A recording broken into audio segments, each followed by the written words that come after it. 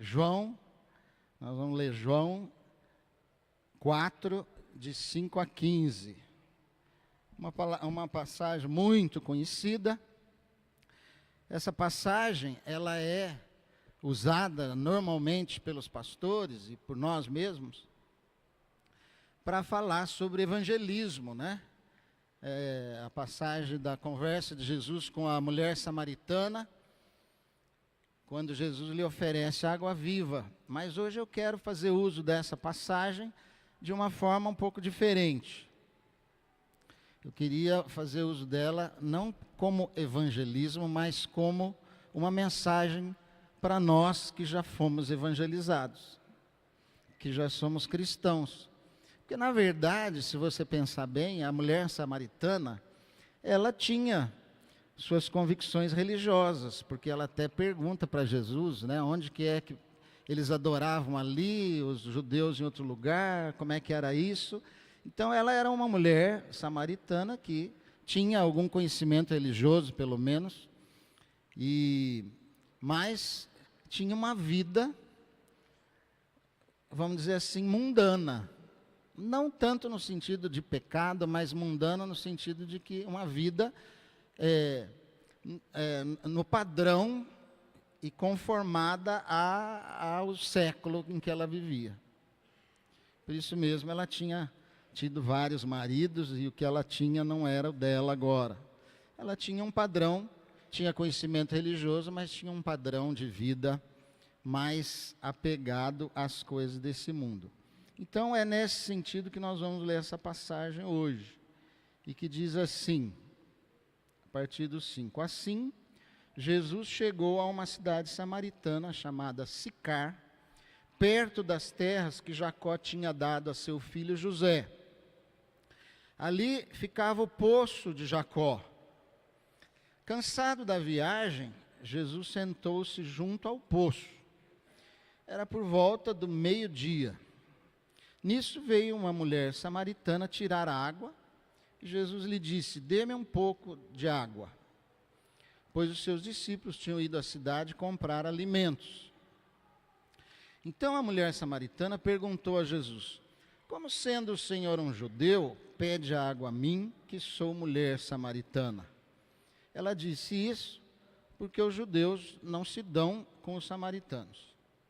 Jesus respondeu: se você conhecesse o dom de Deus e quem é que está lhe pedindo água para beber, você pediria e ele lhe daria água viva. Ao que a mulher respondeu: o senhor não tem balde e o poço é fundo. De onde vai conseguir essa água viva? Por acaso o senhor é maior do que Jacó, o nosso pai, que nos deu o poço do qual ele mesmo bebeu, assim como seus filhos e o seu gado? E Jesus respondeu: quem beber desta água voltará a ter sede, mas aquele que beber da água que eu lhe der, nunca mais terá sede. Pelo contrário, a água que eu lhe der será nele uma fonte a jorrar para a vida eterna. A mulher lhe disse: Senhor, quero que me dê dessa água, para que eu não mais tenha sede, nem precise vir aqui buscá-la. Eu acho interessante essa conversa de Jesus com essa mulher, e acho até um pouco engraçada, porque parece que há aí uma certa confusão de entendimento, né? Há um ruído na comunicação, não é? Porque Jesus está falando de uma coisa e a mulher está entendendo outra. Ah, eu que tinha que mudar aqui, esqueci. Alguém mudou? Ah, você mudou daí? Bom, deixa para lá. Foi um milagre, o Espírito Santo mudou. Ah, Raquel. Tá. Então, houve uma confusão.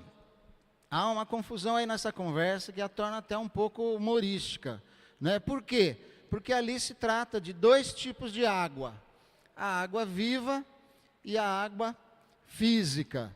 Duas coisas completamente diferentes, com o mesmo nome, quase com o mesmo nome.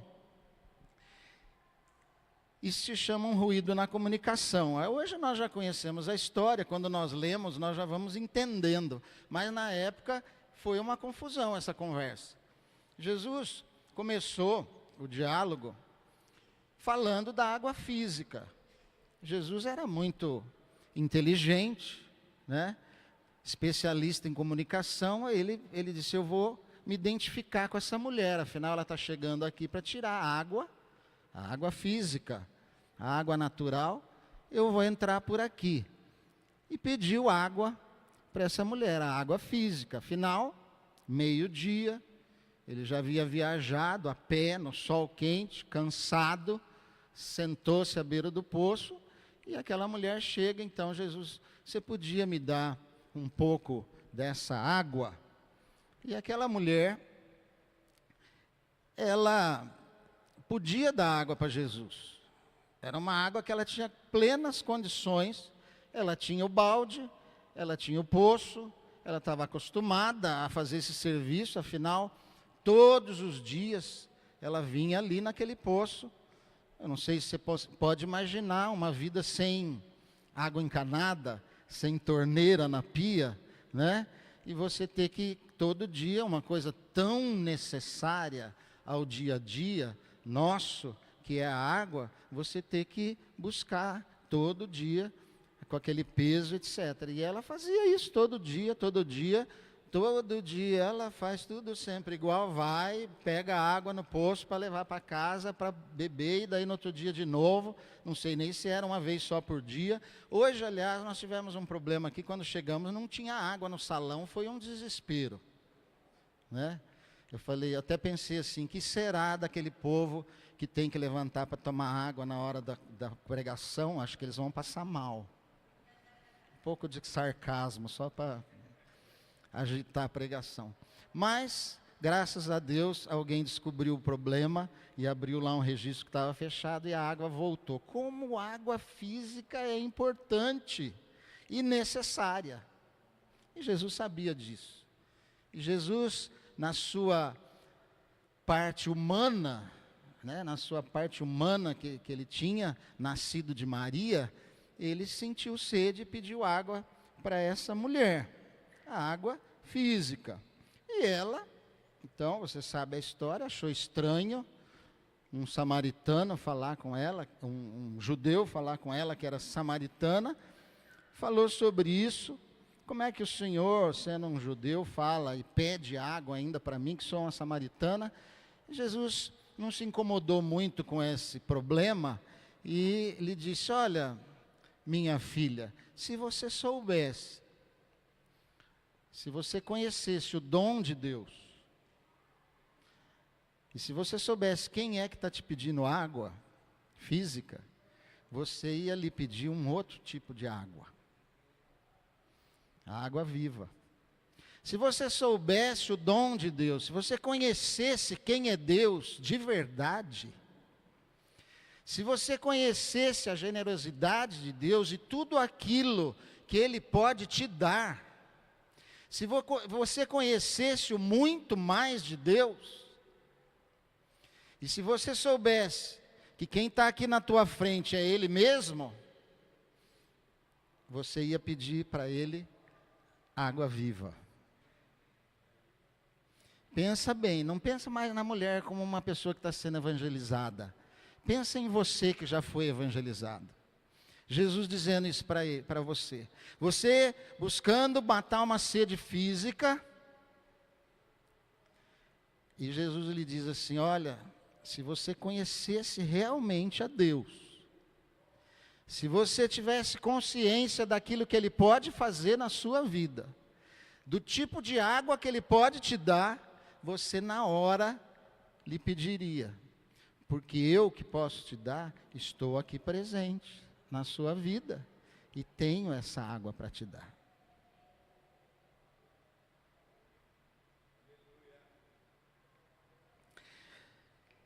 Jesus lhe oferece a água que não tinha no poço. Essa água não tinha no poço. Só Ele podia lhe dar essa água. Água espiritual. Uma água que saciaria a sede daquela mulher completamente e de uma vez por todas. Mas ela não conseguia entender isso, porque a sua mente, o seu entendimento era limitado, e ela, quando Jesus falava dessa água viva, ela entendia a água física, a de baixo. Vai vendo bem essa disposição ali, a água física embaixo e a água viva lá em cima. Que depois eu vou falar das dimensões.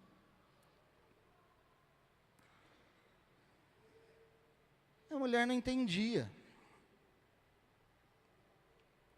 E ela admirou-se mesmo de Jesus lhe oferecer uma água que ele dizia para ela ser melhor do que aquela ali. A água viva. O que será que ela ficou pensando? Será que essa água viva, que água viva é essa? Será que é uma nova marca importada, né, daquelas caras que a gente compra no mercado, vem engarrafada numa embalagem bonita? Será que é um tipo de água assim?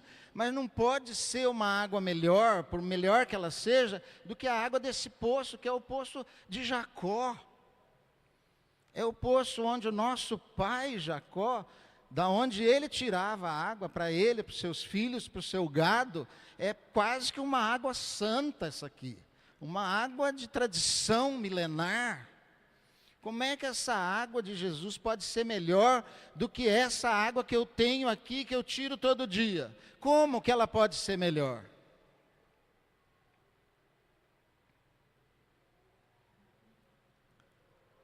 Só que Jesus disse para ela, essa água é melhor.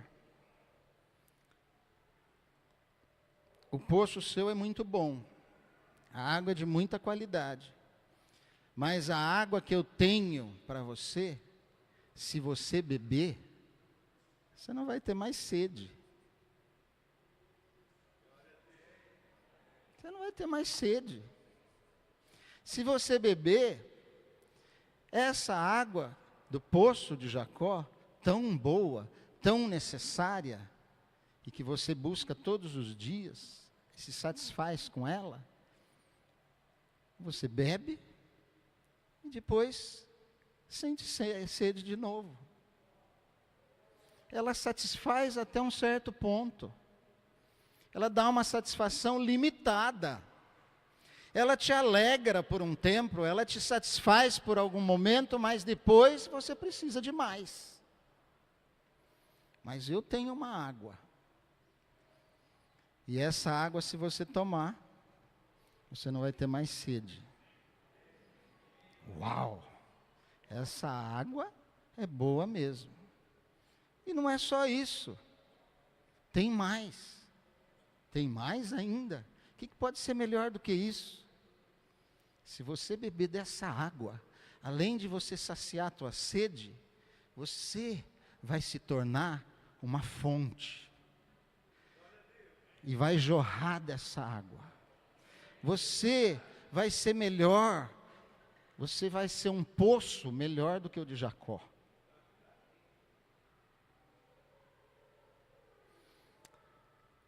E ela então diz, Senhor, então me dá dessa água. Só que ela ainda não está entendendo. Me dá dessa água porque eu não quero mais ter sede e nem quero ter que vir aqui buscar a água física. Irmãos, essa pode muito bem ser a nossa história. Pode muito bem ser a nossa história. Ed, mas eu já sou cristão, faz tanto tempo, eu vou à igreja. Amém. Glória a Deus. Mas como é que está a sua relação com a água, com as águas? Que tipo de água você está buscando no seu dia a dia? A gente passa a vida trabalhando e se esforçando, se desgastando por coisas que não nos satisfazem completamente. É água física, necessária, boa, mas não satisfaz completamente. São as necessidades diárias que nós temos. É aquilo que nós precisamos para a nossa sobrevivência. É o nosso trabalho, as nossas lutas no dia a dia, o nosso estudo. Tudo aquilo que a gente faz e que realmente é necessário para a nossa sobrevivência. A água física. Mas isso a gente tem que fazer todo dia, todo dia. E são também não só as coisas necessárias, mas são também as coisas do mundo. São as coisas desse mundo. Vou pôr ali. A água física. As necessidades, comer, beber, vestir, e daí o trabalho, o estudo, as provas, e além das necessidades, as coisas desse mundo que são mais desejos do que necessidades, mas que a mídia e a propaganda fazem parecer para nós tão necessárias quanto comer, beber e nos vestir. Olha, você tem o carro desse ano, mas já soltaram do ano que vem. E mudaram a lanterninha. Você ficou para trás, meu filho. Você precisa comprar um modelo novo. O teu celular já tem 2 anos. Nossa. Você está por fora. Você ficou para trás. Você está passando sede. E aí a gente se esforça, se desgasta, fica ansioso, fica nervoso, fica triste por coisas que não são tão necessárias. E nos cansamos como aquela mulher todo dia, tendo que buscar água no poço, porque nós temos muita sede por essas coisas também que não são tão necessárias e que não nos satisfazem, não nos saciam completamente. A sociedade de consumo nos esgota. Nunca conseguimos ter tudo o que nos é oferecido. Nunca.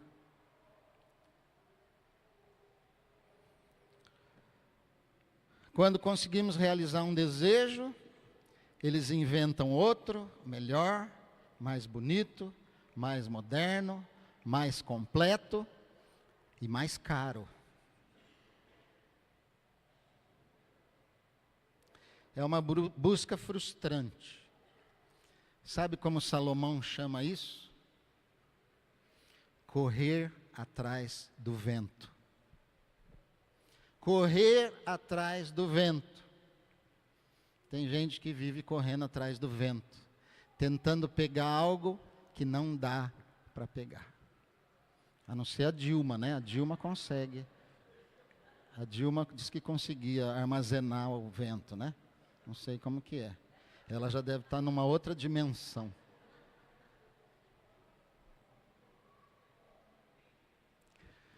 E as coisas necessárias? Ah, mas Ed, você está falando disso, mas e as coisas necessárias? A gente precisa trabalhar. Eu sei, a Bíblia diz, quem não trabalha que não coma. O preguiçoso vai padecer, vai passar fome. Tem que trabalhar, Deus sabe disso. Mas o que é que Deus diz a respeito disso? Não se preocupem com a sua vida, quanto ao que irão comer ou beber, nem com o corpo, quanto ao que irão vestir. Não é a vida mais que o alimento, e não é o corpo mais do que as roupas. Mas parece que às vezes a gente vive como se isso fosse tudo.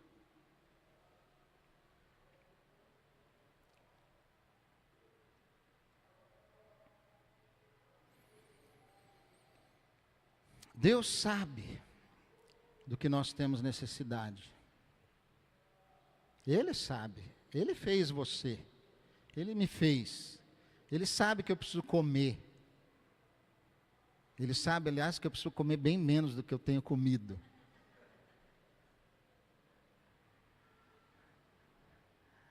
Ele sabe que eu preciso me vestir, eu não posso sair pelado por aí. Ele sabe que eu preciso de água para beber. Ele sabe. Assim como ele sabe que os passarinhos precisam. Eles não trabalham nem fiam. E Deus cuida deles. Ele sabe que os lírios do campo se vestem muito bem. Mais bonitos do que qualquer roupa de marca que você possa ter hoje. E Ele provê. Que promessa maravilhosa, mas tão difícil de crer. Tão difícil de crer.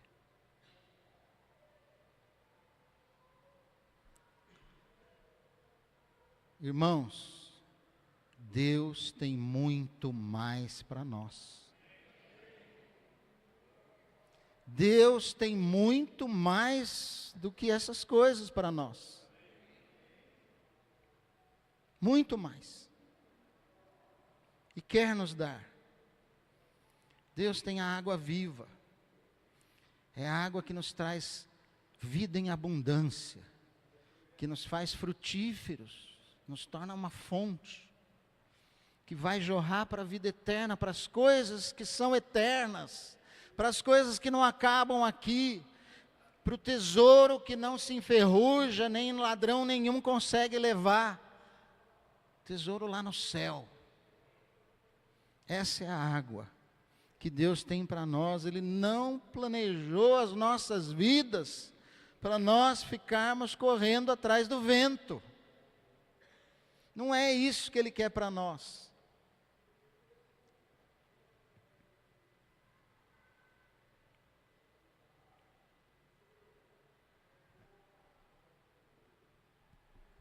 Efésios 2. Mas Deus, sendo rico em misericórdia, por causa do grande amor com que nos amou, estando nós mortos em nossas transgressões, nos deu vida juntamente com Cristo.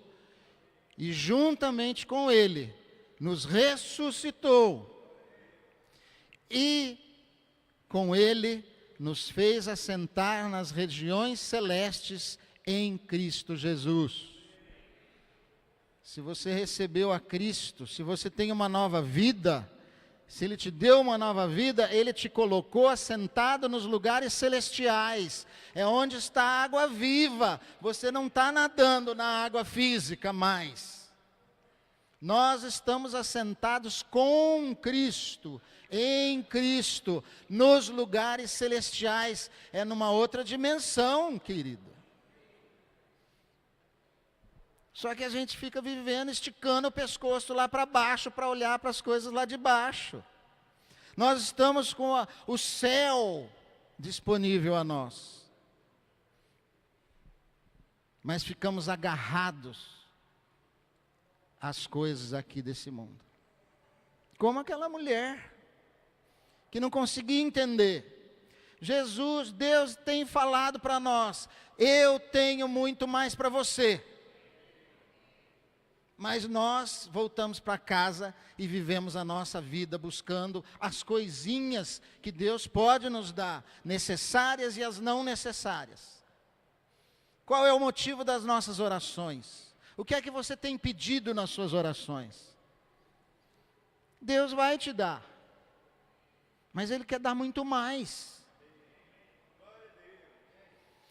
Por isso que nós estamos falando, nós precisamos de um avivamento, irmãos.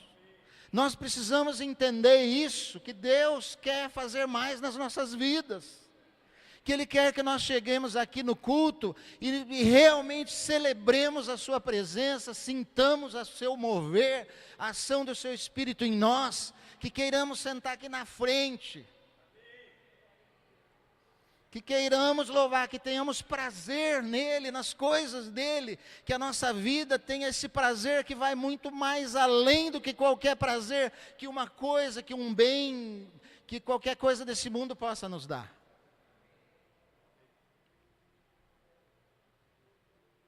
Eu falei de sentar na frente, não é à toa, porque a gente, não estou dizendo tem que sentar na frente, mas Eu estudei a linguagem do corpo, né? Não sei quem estudou aqui em comunicações, a linguagem do corpo. Lembrei disso agora. E na linguagem do corpo a gente sabe que esse espaço que a gente deixa é uma proteção, né? Se você chegar num consultório, tiver 10 cadeiras e se forem 2 pessoas, vocês vão sentar assim, uma depois de 5, outra.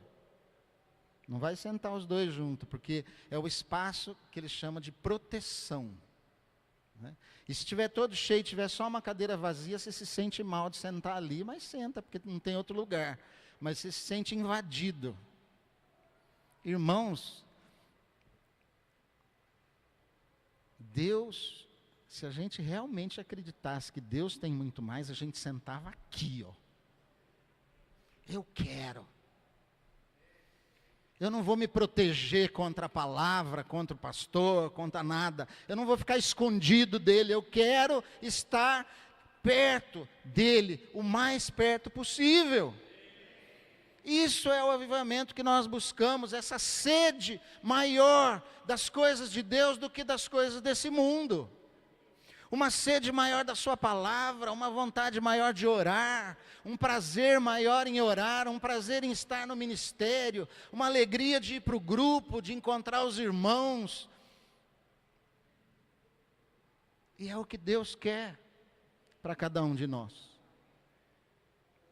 Mas às vezes nós estamos cansados, estamos mesmo, como aquela mulher, de ter que tirar água todo dia, todo dia, todo dia.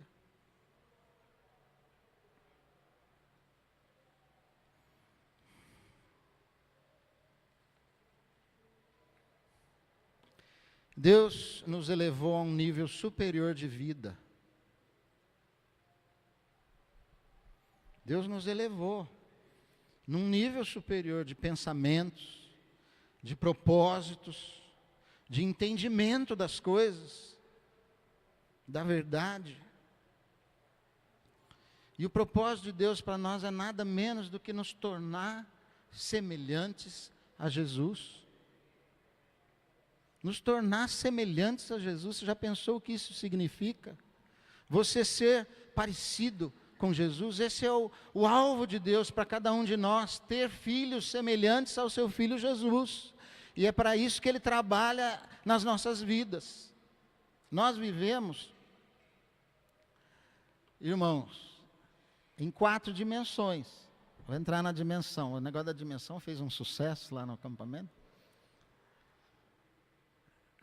Eu não sou nenhum cientista, não sou entendido disso, mas também achei interessante. Nós vivemos em 4 dimensões, que são altura, largura, profundidade e tempo. Nós estamos limitados nessas 4 dimensões. Tudo que nós fazemos e tem base nos nossos 5 sentidos, não é? Na visão. Quem sabe os 5 sentidos? A visão, o olfato, a audição, o tato e o paladar. Tem gente que é movido bem mais pelo paladar. É assim que é a nossa vida aqui nesse mundo. Espaço, né? Que é largura, altura, profundidade e tempo. Vivemos assim. Pelo que nós vemos, pelo que nós apalpamos, pelo que nós sentimos, ouvimos. Mas Deus já nos elevou a uma outra dimensão. Nós estamos assentados nos lugares celestiais em Cristo. Nós não precisamos e não devemos mais viver limitados a essas 4 dimensões apenas. Nós já conhecemos pelo menos, os cientistas dizem, eles não concordam, como sempre, com nada, mas tem cientista que acha que há 11 dimensões no universo. Outros acham que há 14, tem uns que acham que há 22 dimensões. Eu não sei quantas são, mas eu sei que Deus está em todas elas. E domina sobre todas elas. Agora veja a nossa situação, nós estamos limitados a 4. Mas Deus abriu a porta e nos colocou acima, numa 5ª dimensão. Olha só o que a Bíblia diz. A quinta dimensão. Nem olhos viram, nem ouvidos ouviram, nem penetrou jamais em coração humano o que Deus tem preparado para aqueles que o amam. É isso que ele está dizendo. A tua vida não tem que ser só mais pelas coisas que você vê, pelas coisas que você apalpa. A tua vida pode ir além disso. Pode ir muito além disso. É a fé. O que é a fé? Convicção de fatos que não se veem. De coisas que não se veem, que se esperam. Deus, isso não é só para o céu, isso é para agora. É para agora.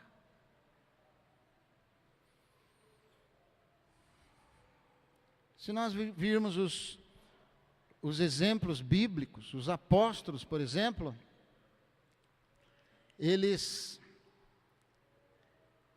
diziam assim, lá em 1 João, que testemunhavam do que tinham visto, ouvido, experimentado e que eles tinham apalpado com a respeito à palavra da vida. Aí você fala, eles estavam vivendo só nas 4 dimensões. Não, porque eles viram, ouviram e apalparam Jesus.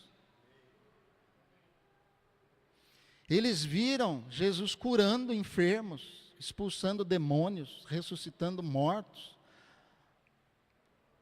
acalmando tempestades, transformando água em vinho, multiplicando pães, coisas que não são dessas 4 dimensões.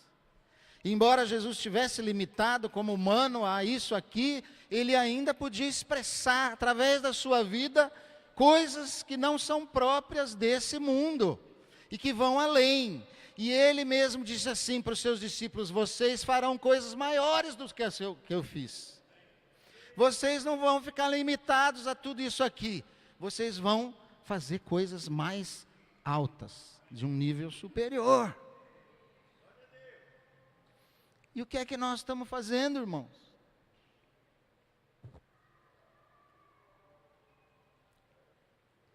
No acampamento nós estudamos nos grupos, e eu já vi várias pessoas dizendo que foi o melhor do acampamento. A vida de vários personagens bíblicos e como que aconteceu muito mais de Deus na vida deles. Abraão, por exemplo, que era um homem rico e tinha tudo que alguém poderia desejar nesse mundo, Deus o chamou e mandou ele sair, largar tudo, ir embora. Ele obedeceu. E ele não tinha filhos, porque sua mulher era estéril, e ele se tornou pai de muitas nações.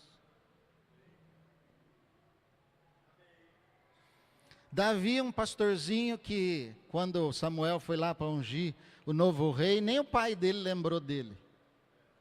Passou todos os filhos, aí depois falou, tem um ainda, está lá um pastor. Matou Golias. E se tornou o maior rei de todos os tempos. Porque expressou através do seu reino e colocou a vontade de Deus no seu reino. Pedro, um pescador iletrado,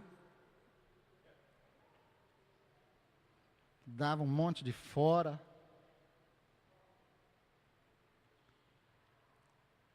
Se tornou... negou a Jesus 3 vezes, se tornou o pai da igreja. E alguns diriam o porteiro do céu, né? Paulo subiu ao 3º céu. Não sei que dimensão que é essa. Mas deve ser meio longe daqui. Ele disse que ele viu coisas que ele não podia nem contar. E um dos personagens que mais impressionou a turma no acampamento foi o Jó.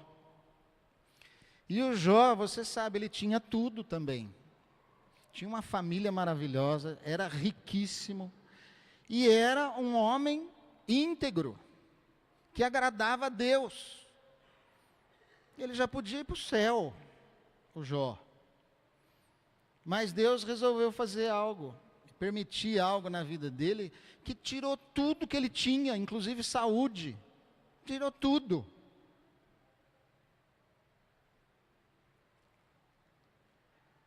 E no fim da vida dele, aí alguém ia dizer assim, mas Deus devolveu tudo, 10 vezes mais. Tudo que ele tinha. É verdade. Mas não foi isso o mais de Deus. Isso veio de lambuja. O mais de Deus é que ele disse assim, olha, antes, quando eu tinha tudo, quando eu era íntegro, quando eu tinha minha família, quando tudo ia bem, eu conhecia a Deus de ouvir falar. Eu estava nesse nível. Eu estava nesse nível aqui.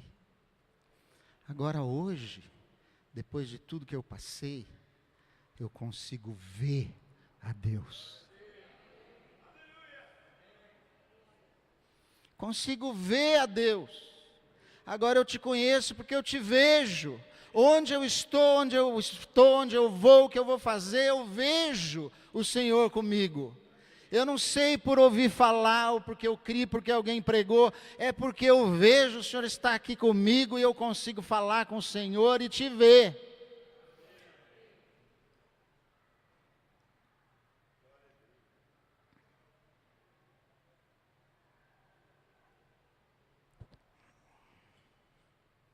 Eu prefiro a Maísa aqui, que eu não fico tão perdido, mas pode ficar que está no fim.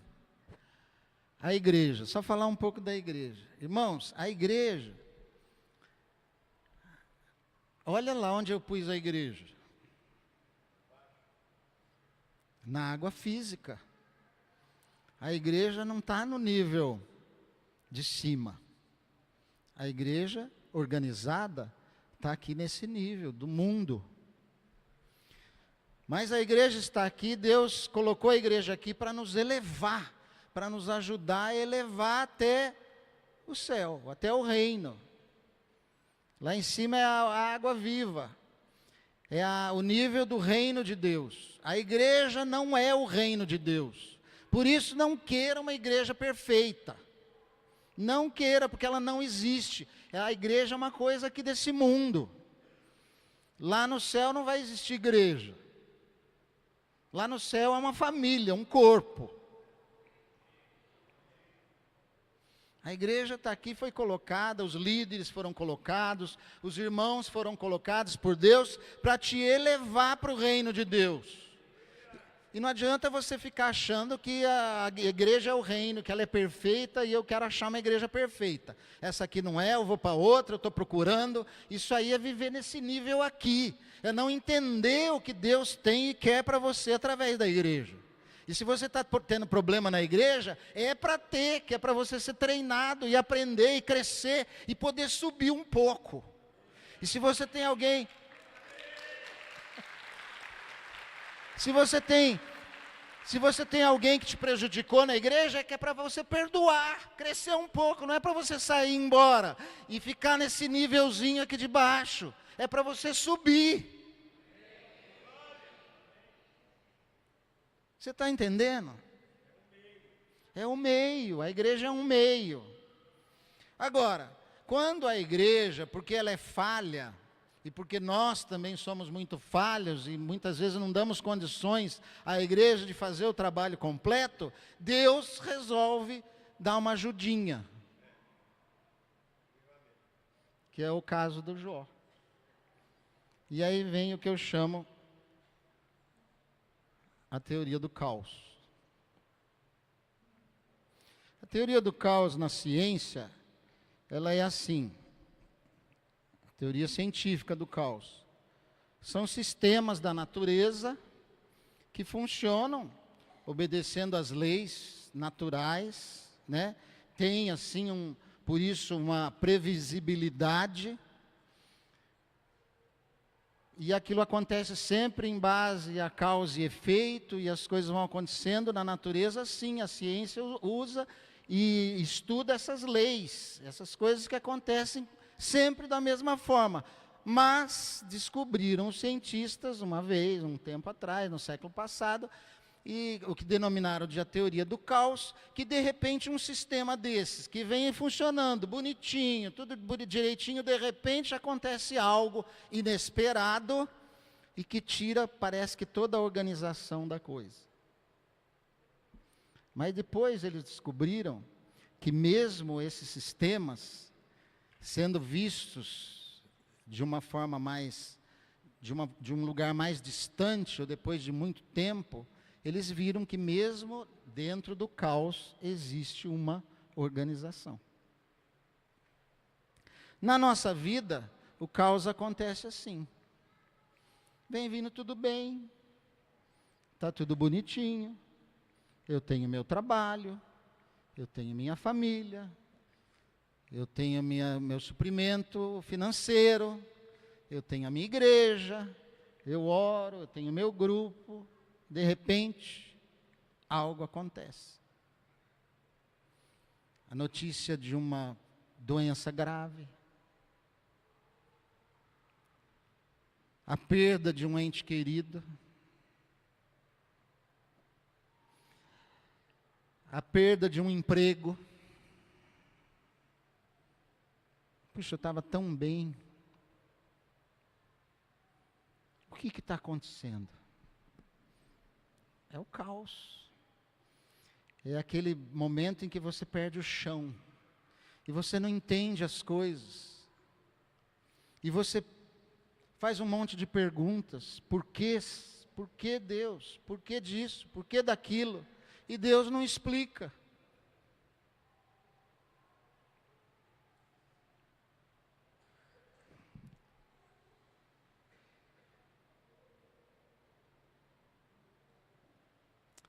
Mas Ele permite.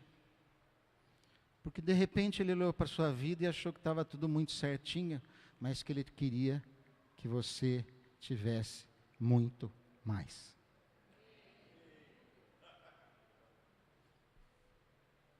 Se ficar assim, Ele vai ficar nessa. Eu quero que Ele me conheça não só de ouvir falar. Eu quero que Ele me veja. Eu quero que Ele suba lá para cima.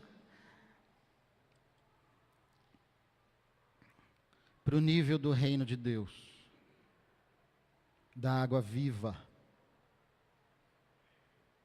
Naquele nível onde, mesmo em meio ao caos, existe paz, segurança, pela certeza de que lá nós estamos nos braços do Pai, que tem o controle de todas as coisas e que até no caos Ele consegue colocar ordem. Todas as coisas contribuem para o bem daqueles que amam a Deus.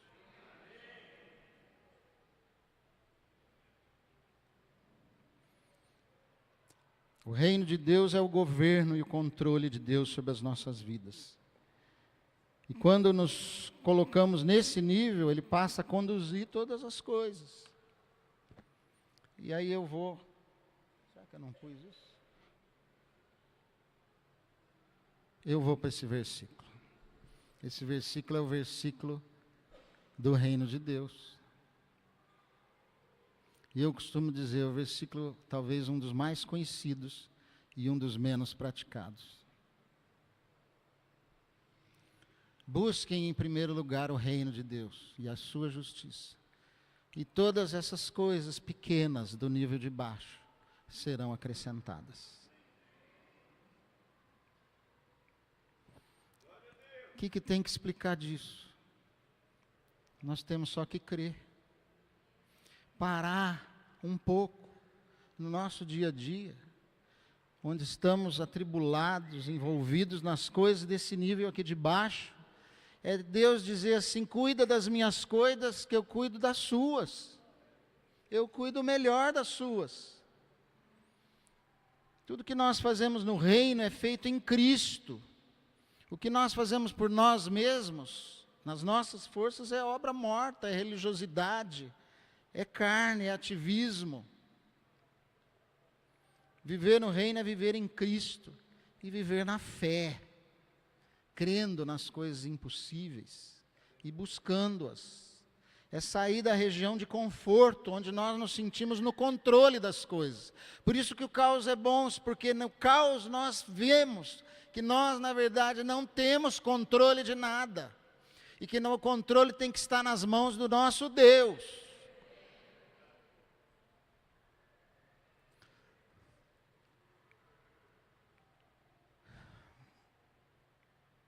O problema é que o reino de Deus é um governo alternativo que ameaça o governo dominante. Isso aqui está bem dentro do tema dos jovens lá. O governo de Deus vai contra o governo dominante aqui da terra. Na época de Jesus já foi assim. O que Jesus fazia, ele ameaçava o poder político, por exemplo, de Roma.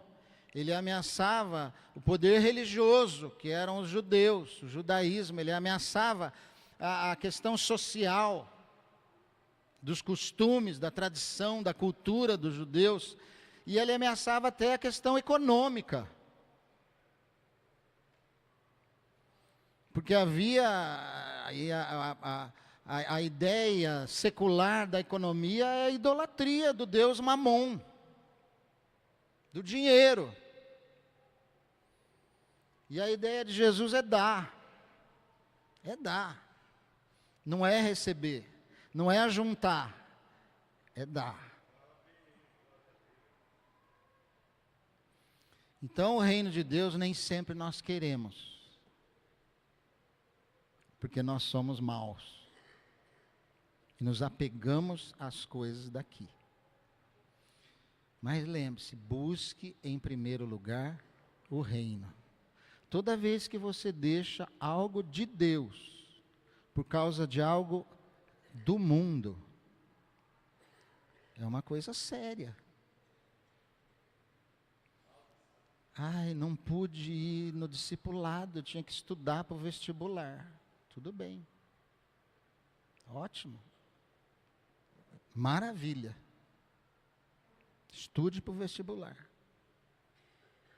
Passe.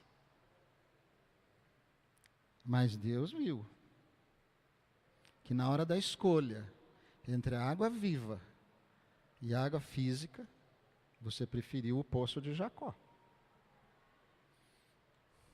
Ah, mas se eu não estudar, eu não passo. Não está crendo que se você buscar o reino em primeiro, Deus acrescenta aquilo que é necessário. E eu falo isso com autoridade, porque isso tem acontecido na minha vida. Tem acontecido. Não é porque eu sou pastor, não. Mas eu não deixo nada que é de Deus para fazer algo para mim mesmo. Nada.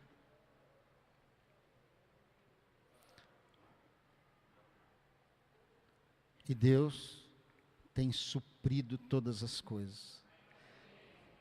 Deus tem suprido tanto, não sei se eu devia falar isso, mas está saindo. Mais forte do que eu. Deus tem suprido tanto que nós temos recebido críticas de irmãos, achando que a gente está enriquecendo por meio da igreja. Não é isso não. Você está pensando no nível daqui. Deus supre aquilo que é necessário. E eu estou vivendo pela fé. Meu filho está estudando em São Paulo, numa faculdade paga. Se eu puser na ponta do lápis, ele não pode, eu não tenho condições financeiras, mas eu estou fazendo pela fé. E continuo buscando, não vou arrumar outro emprego, não vou fazer coisa, tirar as coisas de Deus para fazer, para ganhar mais dinheiro, porque eu buscando a Deus em primeiro lugar, Ele vai suprir aquilo que é necessário. Tenho certeza. E fico tranquilo. Falo isso porque às vezes a gente prega aqui umas coisas e a pessoa pode ficar pensando, né? Será que ele vive isso? Conclusão. Estou terminando. E eu, quando falo que estou terminando, eu estou terminando. Como o ser humano é mau, né? Vem essas coisas na cabeça que não devia falar e a gente fala. Irmãos, nós precisamos evoluir na nossa fé. Subir ao lugar que Deus nos colocou e viver de forma digna a vocação a qual Ele nos chamou. Temos que viver no reino de Deus. Por isso nós precisamos de um avivamento. Eu não sei você, eu preciso, eu quero mais de Deus. Eu não quero continuar como eu estou. Eu quero ter mais prazer, eu quero ter mais confiança, eu quero ter mais comunhão com Deus, com os irmãos, eu quero ter mais alegria nas coisas de Deus, eu quero ter mais inspiração para o louvor a Deus, eu quero ter mais fervor, mais entusiasmo pelas coisas de Deus. É isso que eu quero e eu preciso. E se você precisa também. O que nós precisamos é buscar a Deus. É Deus, o próprio Deus, quem vai fazer isso nas nossas vidas. Nós não precisamos forçar nada, o que nós precisamos é buscar a Deus, orar mais. Ontem na reunião nós fizemos algumas sugestões e pessoas vão se reunir para orar mais durante a semana. Você vai ver se você começar a orar mais. Tira um tempo lá daquilo lá, não ia falar isso, mas vou falar. Levanta e não vai para o Facebook, vai para a Bíblia. Não vai olhar o seu irmão está na praia, ou está comendo pizza, onde eu fiz um bolo novo, uma nova receita. Vai ver o que Deus tem para você primeiro. Depois você vai ver essas coisas desse nível rasinho aqui de baixo, gente. Vamos buscar as coisas lá do alto.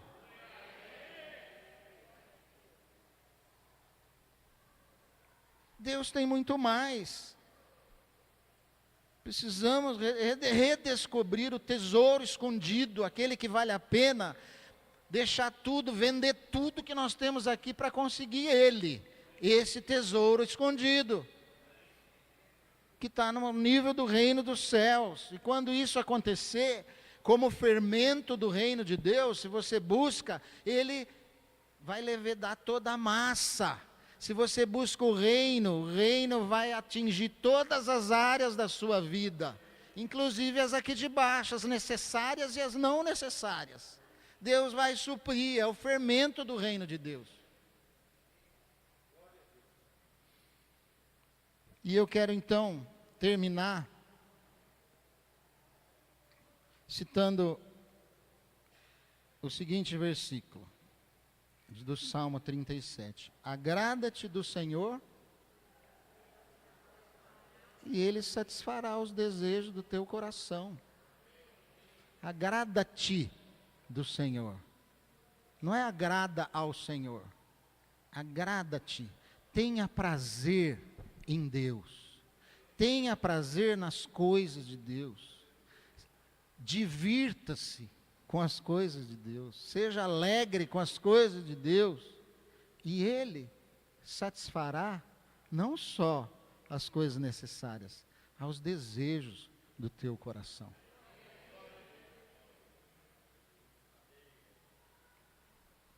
Acabou? Então, para terminar, recordando, aquele que beber da água que eu lhe der, nunca mais terá sede. Pelo contrário, a água que eu lhe der, será nele uma fonte a jorrar para a vida eterna. Amém? tvcmc.com.br é o nosso canal para compartilhar o Evangelho do Reino de Deus e o senhorio de Jesus Cristo.